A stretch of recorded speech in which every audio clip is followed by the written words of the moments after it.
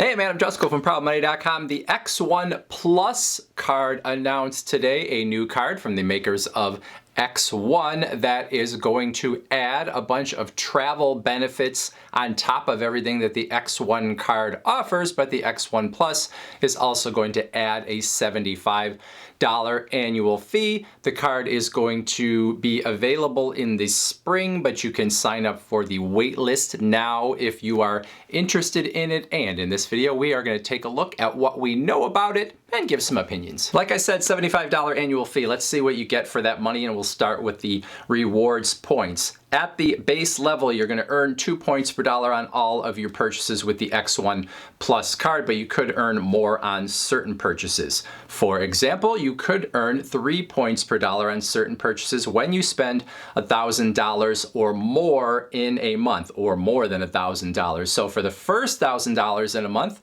you'd earn that 2 points, like I said. But if you go beyond that, your purchases beyond $1,000 would then earn 3 points per dollar. Still the 2 points per dollar on that first 1,000, but the purchases beyond that, 3 points per dollar, up to a sort of monthly cap of $7,500. So you've got $6,500 there where you could earn 3 points per dollar. And then if you went all the way up to $7,500, anything beyond $7,500, those purchases would go back to 2 points per dollar. So a little convoluted there. You can earn 4 points per dollar with certain travel companies, those being Expedia, VRBO, and Hotels.com. And then there are other ways that you could earn more points, and those are going to be through things like short-term boosts where there's special offers, or if you refer other people to the X1 card, there are ways that you can earn more per dollar on certain purchases that you make. But the core is what I just said, the 2, 3, or 4 points per dollar. Now, when you go to redeem your points, the way you're going to get the best value from them is if you use them as a statement credit against purchases that you have made with certain retailers. So when you do that, each point is going to be worth a penny. 10,000 points, for example, is going to be worth $100. And those are only when you use them against purchases that you have made from a list of retailers that X1 has decided upon. Big names: Amazon, Costco, Best Buy, Apple, Lululemon, Nike, and a ton of other ones. Now, those are all ones that were on the original X1 card, but the X1 Plus even adds some travel names to that list where you also could use your points against purchases with Delta, Southwest, United, Uber and Lyft, Airbnb or VRBO, the Four Seasons hotels. You don't have a lot of hotels here, but that is one of the chains potentially that you could do. So you have more options to use those points on a 1 point equals 1 penny basis. Now, just to be clear, this is not a situation where you could take the points and put them into the loyalty program of any of those airlines or other travel partners. You are just using your points at that penny per point valuation to cancel out or offset the purchases that you have made with those companies with the X1 Plus card. Also note that you can use your points for cash back, but if you take them as cash back, you are only going to get 7/10 of a cent per point, which would mean 10,000 points, for example, would be worth $70 versus 10,000 points being worth $100 when you redeem with one of those retailers we talked about. All right, now let's look at those travel benefits, starting with perhaps the most interesting piece and maybe the deal breaker when it comes to deciding on the value of this card with that annual fee, and that is airport lounge access. So there's sort of a two-pronged offering here, and it's sort of like a customized priority pass offering. So the first piece of it is that if you are in an airport and you have a flight and it gets delayed for an hour or more, you are going to get a free pass into the airport's lounge for you, and then you would also get up to 4 passes for up to 4 people that might be with you. But that's only if the flight is delayed for an hour or more. And then the second prong is the fact that you're going to have access to what they describe as 1,000 plus priority lounges, which sounds pretty much like the Priority Pass network. So it looks like that is what you're getting.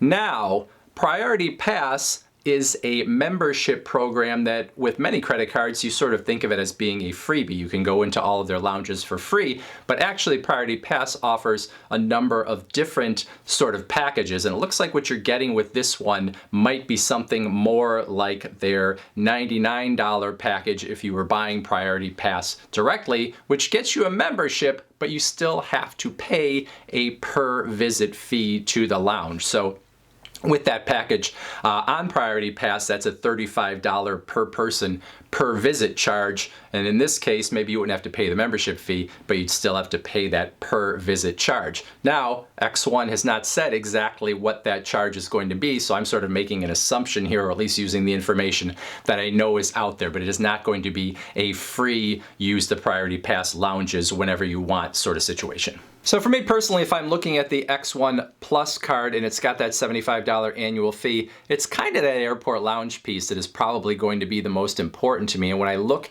at what it's offering, either getting in free only when I have a delayed flight or a per visit charge, I don't know that I'm exactly too excited about that. In fact, I know that I'm rather underwhelmed by that, but I would love to hear your thoughts on it, and especially as we look at some of the other pieces to the card. And so those other travel benefits that the X1 Plus card adds that the X1 card with its no annual fee does not have are going to be things like trip cancellation insurance, baggage delay insurance, lost baggage insurance. You're going to have car rental insurance that they're saying is primary, but all the details are not actually shown on the website for the X1 Plus card, and since it's not out yet, we don't know exactly what that means. But those are the sort of big ones that most people, if they want travel protections, those are kind of what they're looking for. And so you do have those here. And then the X1 card already had some other protections, which also are going to be in the X1 Plus. Things like return protection, extended warranty, and a lot of other things of that nature. So you have a pretty good package of benefits with this card. Again, $75 annual fee. How much do you use those? How much do you value them? How much do you travel? All that kind of stuff is going to go into the equation. In terms of the card itself, you've got that same 17 grams of stainless steel. Like the regular X1 card with its silver design, you could choose that, but you also, with the X1 Plus, would have the option of a gold or rose gold color design as well. Same card either way, it's just you choosing how you want it to look. In terms of your credit card numbers, it looks like you have the choice, and I don't know if the X1 card has this or not, but you could choose to either have them on the card or to have them only in the app if you're worried about fraud and you don't want anyone to be able to copy the numbers right off of your credit card. You could do it that way, like what the Apple card does. This card also has virtual credit card numbers, one-time use card numbers. The X1 card already has this. In terms of the application process, like the regular X1 card, this is something where you can go through the process and they will tell you whether you're going to be approved or not without a hit to your credit score. If they tell you you're going to be approved and you say, yes, I want the card, that's when you're going to get the hard pull on your credit report, and then it is going to give you a slight ding. But at that point, you know you're in, so it's really not all that big a deal.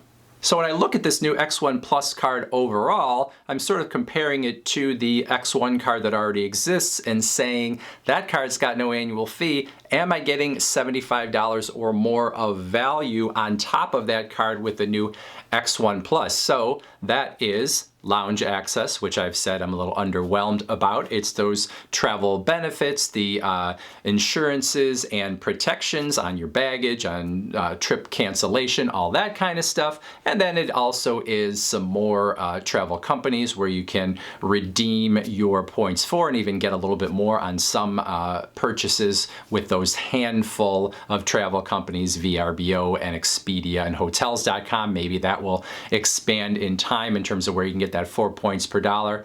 Right now, I'm not overly excited about paying $75 for those things, but maybe some people are. And if I were looking for a travel card and I was saying, okay, $75 annual fee, I've got 2 points per dollar, 3 points per dollar, sometimes 4 points per dollar, sometimes, and I've got these travel benefits and I've got cell phone protection, I've got all these other things, and it's a cool looking card and all those things, maybe if I were comparing it to other travel cards on the market that are sitting at like a $95 annual fee, maybe I would think that that was a pretty decent package overall. It's certainly not a bad package. Now, if you're someone that maybe has trouble getting one of the other travel cards out there, like the Chase Sapphire Preferred, for example, and you could get this card with maybe a little lower credit score or a little less credit history, that also might make it attractive to you. So I'm a little wishy-washy on it. I could see why some people would like it. Not for me, but I could definitely see why someone else might like it. I would love to hear your thoughts in the comment section below.